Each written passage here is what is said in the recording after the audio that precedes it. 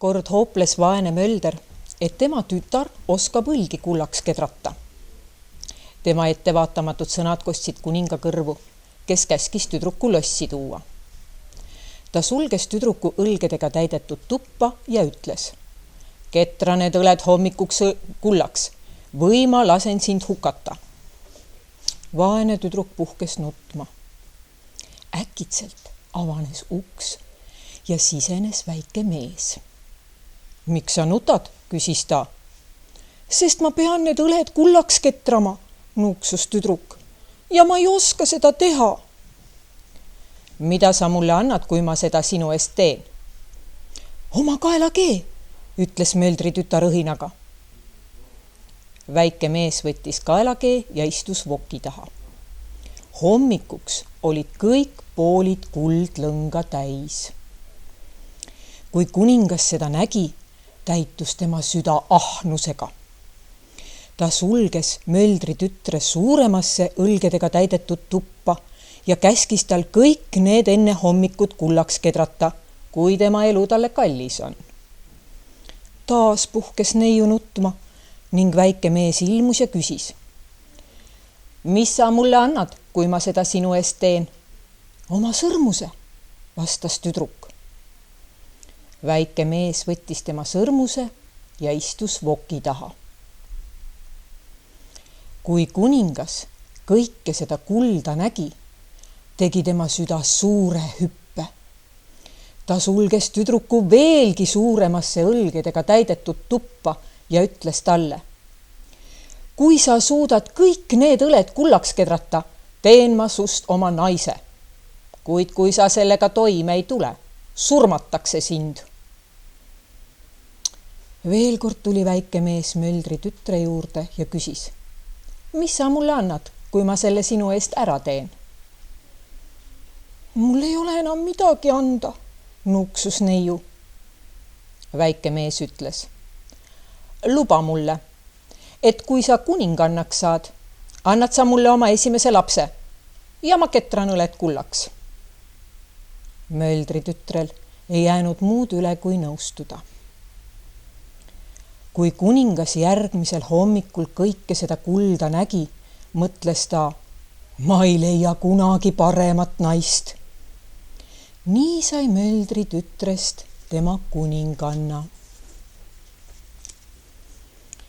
Aasta pärast tõi kuninganna ilmale kena poisslapse. Poissi imetades ei mõelnudki ta väikese mehikese peale.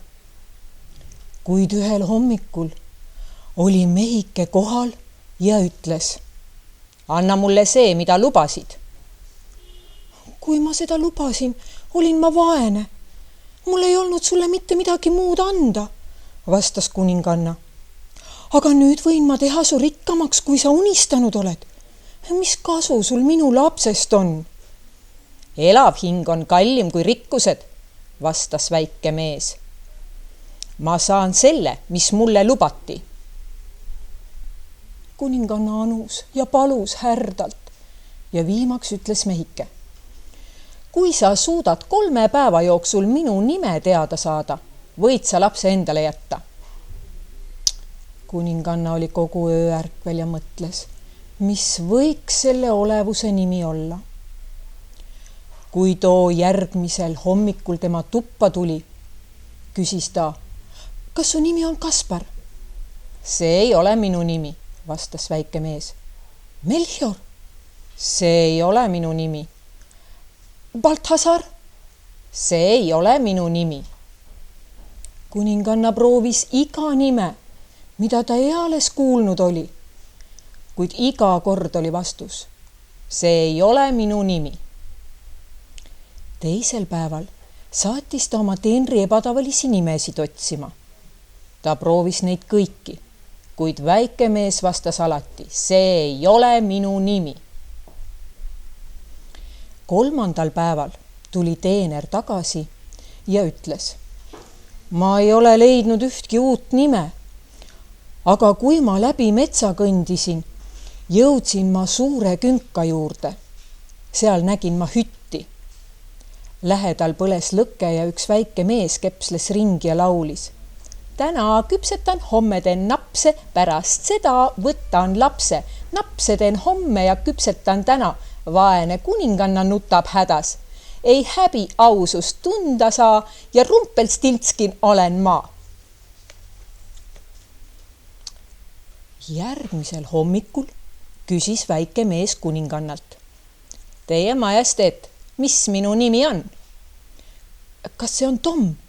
See ei ole minu nimi. Kas see on Richard?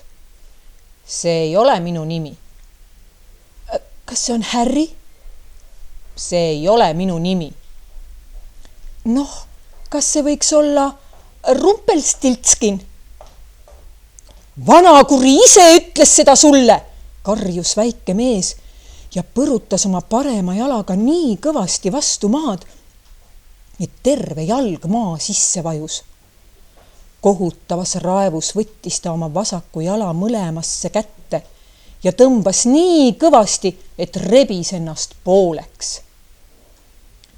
Kuninganna aga elas oma lapsega õnnelikult elu lõpuni. Imelist jõulurahu teie südametesse.